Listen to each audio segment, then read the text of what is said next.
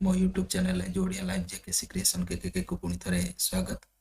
देखा आज आम जाना अष्टम श्रेणी संस्कृतर जो प्रकल्प कार्य करवा।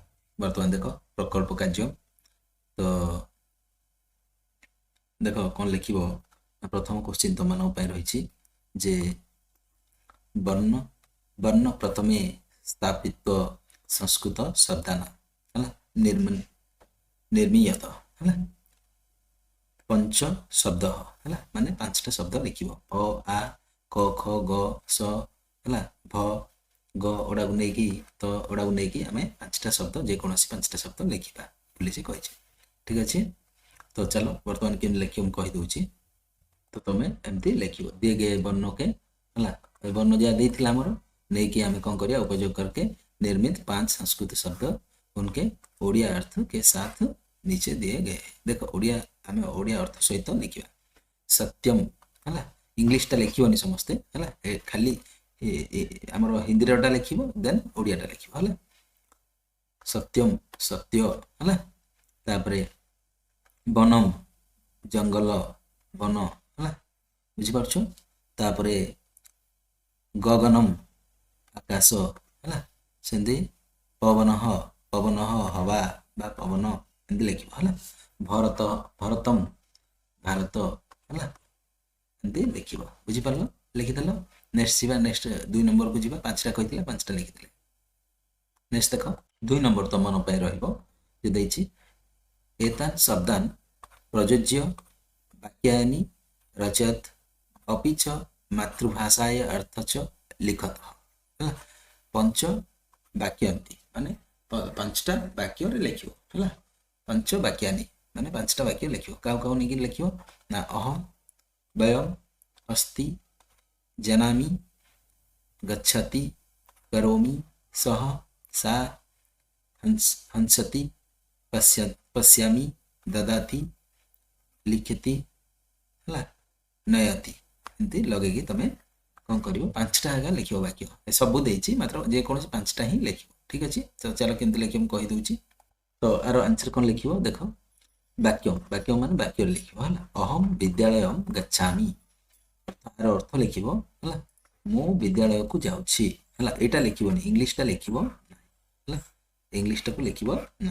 ठीक अच्छे देन देख 2 नंबर वाक्य कौन लिख ना सह है सह लगे लिखा कही मधुर हसती है मधुर मधुरम हसती आर अर्थ कौन लिख ना से मिठा हसुची है यहाँ लिख यहाँ काटिदेव यहाँ सब काटिदेव है हिंदीटा आउ इंग्लीश आमर संस्कृतटा लिख ओडिया लिख है देख तापर देला वाक्य सा सा लगे कही सा पुस्तकम ददाती है माने से बही देउछि एटा लिखिबा दरकार नहीं है अर्थ लिख है तापर से लिख 4 नंबर देछि बाकी कौन वयम चित्र पश्यामह है माने आमे सबू चित्र देखुचु है वयम चित्रम पश्यामह माने आमे सबू चित्र देखुचु एटा लिखिबा दरकार है।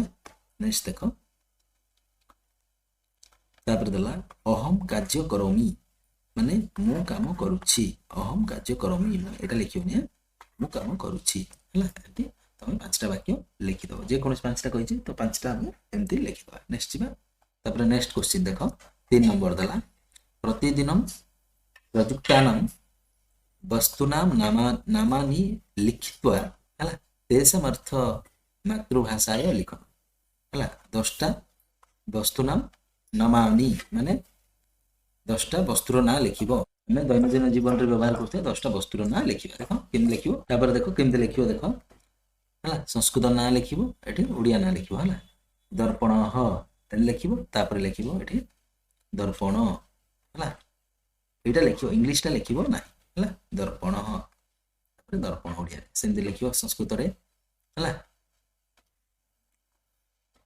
तो यहाँ देख एमती लिख कौन कंकतम कंकतम माने कौन पानिया यहाँ लिखा दरकार ना इंग्लीशटा लिखनी है तापर सीधी फेनकम फेनकम माने कौन साबुन यहाँ ओडिया लिख संस्कृतटा लिख तापर सीधी ଦନ୍ତ ଫେନକମ୍ ମାନେ ଦନ୍ତ ମଞ୍ଜନମ୍ ବା ପେଷ୍ଟ ଯୋଉଟା କୁହାଉଛି ଏଟା ଲେଖିବ ନାହିଁ ହେଲା, ଇଂଲିଶଟା ଲେଖିବନି। ଠିକ ଅଛି, ସେମିତି ଦେଖ ଆମର ରହିବ କ'ଣ ଦନ୍ତ ଧାବନମ୍ ବା ଦନ୍ତ କୁର୍ଚମ, କୁର୍ଚହ ମାନେ ବ୍ରସ୍ ହେଲା, ଦନ୍ତ ଧାବନମ୍ ମାନେ ବ୍ରସ୍ ହେଲା, ଇଂଲିଶଟା ଲେଖିବ ନାହିଁ। ଲେଖିଦେଲ, ଆଉ 5ଟା ଲେଖିବା, 10ଟା କହିଥିଲା ତ ଦେଖ କେମିତି ଲେଖିବ। ଆଉ ତାପରେ ଲେଖିବ ଜୁତକମ୍ ହେଲା, ମାନେ ଜାମା ବା ସାର୍ଟ ହେଲା, ଏଇଟା ଲେଖିବ ନାହିଁ ହେଲା, ଇଂଲିଶଟା ଲେଖିବ। ତାପରେ ସେମିତି ଲେଖନୀ ମାନେ କଲମ ହେଲା, ଏଇଟା ଲେଖିବ ନାହିଁ। ଠିକ ଅଛି, ନେକ୍ସଟ ଦେଖ ଉତ୍ପୀଠିକା ମାନେ ମେଜ ବା ଟେବୁଲ, ଟେବୁଲକୁ ଆମେ କହିବା ଉତ୍ପୀଠିକା, ଏଇଟା ଲେଖିବ ନାହିଁ ଇଂଲିଶଟା ହେଲା। ନେକ୍ସଟ ଯିବା ସେମିତି ଆସନ୍ଦଃ ମାନେ ଚୌକି ହେଲା, ଚୌକି ଇଂଲିଶ ଲେଖିବ। ଠିକ ଅଛି, ସେମିତି ଭୋଜନ ପାତ୍ରମ ମାନେ ଥାଳି, ଭୋଜନ ପାତ୍ରମ ମାନେ ଥାଳି, ଥାଳି ଲେଖିବ ହେଲା, ବା ଥାଳିକା ଲେଖିଲେ ବି ହବ ହେଲା, ବୁଝିପାରିଲ। ତ ବର୍ତ୍ତମାନ ଆମର 3 ନମ୍ବରଟି ସରିଯାଇଛି, 4 ନମ୍ବରକୁ ଯିବା। 4 ନମ୍ବର ଦେଖ, 4 ନମ୍ବର ପ୍ରଶ୍ନ ତମ ପାଇଁ ଅଛି ଯେ କ'ଣ ଅଛି ଦେଖ ପ୍ରଶ୍ନଟା, ପଶୁପକ୍ଷିଣାମ ଚିତ୍ରାଣୀ କୃତ୍ୱା ତେଷାଂ ନାମାନି ସଂସ୍କୃତେ ଲେଖନ୍ତୁ ହେଲା, ମାନେ କହିଛି 10ଟା ନାମାନି ମାନେ 10ଟା ବାକ୍ୟରେ ଲେଖିବ ହେଲା। ଠିକ ଅଛି, କେମିତି ଲେଖିବ ଦେଖ, 10ଟା ପଶୁପକ୍ଷୀର 10ଟା ପଶୁପକ୍ଷୀର ନାଁ ଲେଖିବ। ଠିକ ଅଛି, କେମିତି ଲେଖିବ ଦେଖ, ତ ସେମିତି କ'ଣ ଲେଖିବ ହେଲା, ପଶବଃ, ପଶବଃ ମାନେ ପଶୁ ବା ଆନିମଲ ହେଲା, ଇଂଲିଶ ଯାହା ଲେଖିବନି କେହି ହେଲା, ଇଂଲିଶ ସବୁ କାଟିଦେବ ହେଲା। ଧେନୁହ ମାନେ ଗାଈ ହେଲା, ଏଟା ଲେଖିବା ଦରକାର ନାହିଁ ହେଲା, ଯୋଉଟା ଯୋଉଟା ଗାର ମାରି ଦଉଛି ସେଟା ଲେଖିବନି ହେଲା। ଗଜହ ଏଟା ଲେଖିବନି ଇଂଲିଶଟା ହେଲା, ହାତୀ ଲେଖିବ ହେଲା, ହାତୀ। ତାପରେ ସିଂହ, ସିଂହ ମାନେ ତମେ ଲେଖିବ ସିଂହ ହେଲା, ସିଂହ ଇଂଲିଶଟା ଲେଖିବ ନାହିଁ। ଠିକ ଅଛି, ନେକ୍ସଟ ଦେଖ ସେମିତି ବ୍ୟାଘ୍ରହ ବୋଲେ ବାଘ, ଏଟା ଲେଖିବ ନାହିଁ। ଠିକ ଅଛି, ନେକ୍ସଟ ସେମିତି ଅଶ୍ୱହ ଲେଖିବ, ଏଟା ଇଂଲିଶଟା ଲେଖିବନି ହେଲା, ଘୋଡ଼ା ହେଲା, ଘୋଡ଼ା ଲେଖିବ। ସେମିତି ପକ୍ଷିଣଃ ବା ବାର୍ଡସ୍, ପକ୍ଷୀ, ପକ୍ଷିଣ, ପକ୍ଷିଣ ବାର୍ଡସ୍, ଏଟା ଇଂଲିଶଟା ଲେଖିବନି ହଁ, ପକ୍ଷିଣଃ ମାନେ ପକ୍ଷୀ, ପକ୍ଷୀ ଲେଖିବ। ପକ୍ଷୀରେ କୋଉଟା ଲେଖିବ, ମୟୂରଃ ଏଟା ଲେଖିବନି, ମୟୂର ଏଟା ଲେଖିବନି ହେଲା, ମୁଁ ଯୋଉଟା ଗାର ମାରି ଦଉଛି ଲେଖିବନି ହେଲା। ଶୁକଃ ଏଟା ଲେଖିବନି, ଶୁକଃ ମାନେ ଶୁଆ ହେଲା, ଏଟା ଲେଖିବ। ତାପରେ ସେମିତି କାକଃ ବୋଲେ କାଉ, କାଉ ଲେଖିବ, ଏଟା କାଟିବ। ଠିକ ଅଛି, ତାପରେ କପୋତଃ ବୋଲେ ଲେଖିବ ପାରା, ଏଟା ଲେଖିବ ନାହିଁ, ବୁଝିପାରୁଛ। ସେମିତି ଚଟକା ହେଲେ ଘର ଚଟିଆ, ଏଟା ଲେଖିବ, ଏଟା ଲେଖିବ ନାହିଁ ହେଲା, ଗାର ମାରି ଦେଇଛି ବୁଝିପାରୁଛ। ତମେ କେବଳ ସଂସ୍କୃତ ଆଉ ଓଡ଼ିଆ ଯାକୁ ଲେଖ। ଠିକ ଅଛି, ତାହେଲେ ନେକ୍ସଟ ଯିବା। ନେକ୍ସଟ କ୍ୱେଶ୍ଚିନ୍ ତମମାନଙ୍କ ପାଇଁ ରହିବ ଯେ କ'ଣ ଦେଇଛି ଦେଖ, ନେକ୍ସଟ କ୍ୱେଶ୍ଚିନ୍ଟା ସରି ନେକ୍ସଟ କ୍ୱେଶ୍ଚିନ୍ ଦେଖ, ନେକ୍ସଟ କ୍ୱେଶ୍ଚିନ୍ ତମ ପାଇଁ ରହିବ ବିଦ୍ୟାଳୟସ ଚିତ୍ରಂ କୃତ୍ୱା ସଂସ୍କୃତେ ବିଦ୍ୟାଳୟ ବିଷୟ ଲିଖନ, ମାନେ 10ଟା ବାକ୍ୟରେ ବିଦ୍ୟାଳୟ ବିଷୟରେ ଲେଖିବାକୁ କହିଛି ସେ ହେଲା, ଚିତ୍ର କରିକି ହେଲା। ତ ଚାଲ ଚିତ୍ରଟେ ପ୍ରଥମେ କେମିତି କରିବ ମୁଁ ଦେଖେଇ ଦଉଛି, ତାପରେ ଲେଖିବା। ତ ଏମିତି ଗୋଟେ ତମମାନେ ଚିତ୍ର କରିଦେବ, ଦେଖିପାରୁଛ ଚିତ୍ରଟି ମୁଁ ଟିକେ ଜୁମ୍ କମେଇ ଦଉଛି, ଦେଖ ଏମିତି ଚିତ୍ର ଗୋଟେ କରିଦେବ ହେଲା, ବିଦ୍ୟାଳୟର ଚିତ୍ର କରିବ, ଚିତ୍ର କରିକି ଲେଖିବ। ଦେଖ କେମିତି ଲେଖିବ ମୁଁ କହିଦେବି ହେଲା।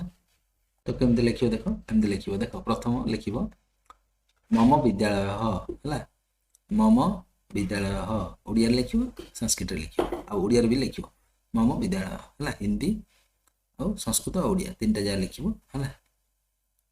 କିନ୍ତୁ ଏଇଠି ଦେଖ ଆନ୍ସର ଲେଖିଲା ଆଡ଼ୁ କେବଳ ସଂସ୍କୃତ ଆଉ ଓଡ଼ିଆରେ ଲେଖିବ। ଠିକ ଅଛି, କେମିତି ଲେଖିବ ଦେଖ ମୁଁ କହିଦେଉଛି। ପ୍ରଥମ ପଏଣ୍ଟ ଦେଖ ଲେଖିବ ମମ ବିଦ୍ୟାଳୟ ଅତି ସୁନ୍ଦରମ୍ ଅସ୍ତି ହେଲା, ତ ଏଟା ଆର ଅର୍ଥ ହେଲା ମୋର ବିଦ୍ୟାଳୟଟି ଅତି ସୁନ୍ଦର ଅଛି ହେଲା, ବୁଝିପାରିଲ।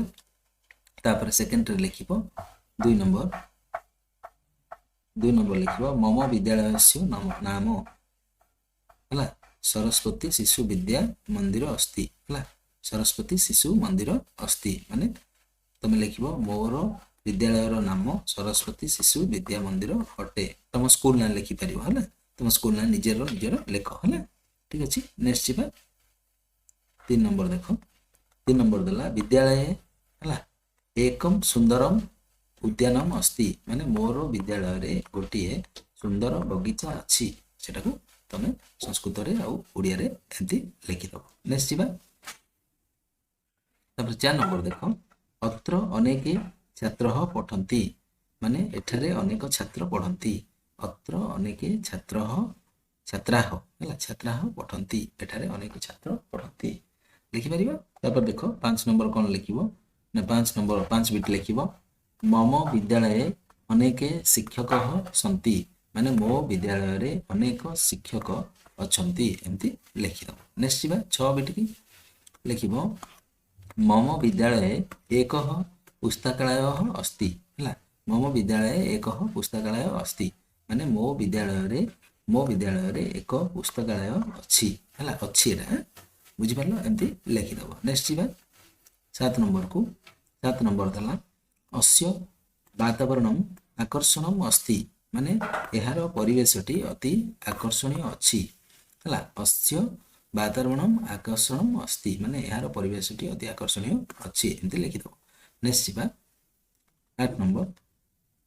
8 ବିଟ୍ ଦେଖ, मम विद्यालये सर्वे अध्यापक ज्ञानशील विद्वान सन्ति, माने ମୋ ବିଦ୍ୟାଳୟର ସମସ୍ତ ଶିକ୍ଷକ ଶିକ୍ଷୟିତ୍ରୀ ଜ୍ଞାନୀ ଆଉ ବିଦ୍ୱାନ ଅଟନ୍ତି ହେଲା, मम विद्यालय से सर्वे अध्यापक ज्ञानशील विद्वान सन्ति ହେଲା, ଏମିତି ଲେଖିଦେବ। ନେକ୍ସଟ ଦେଖିବା।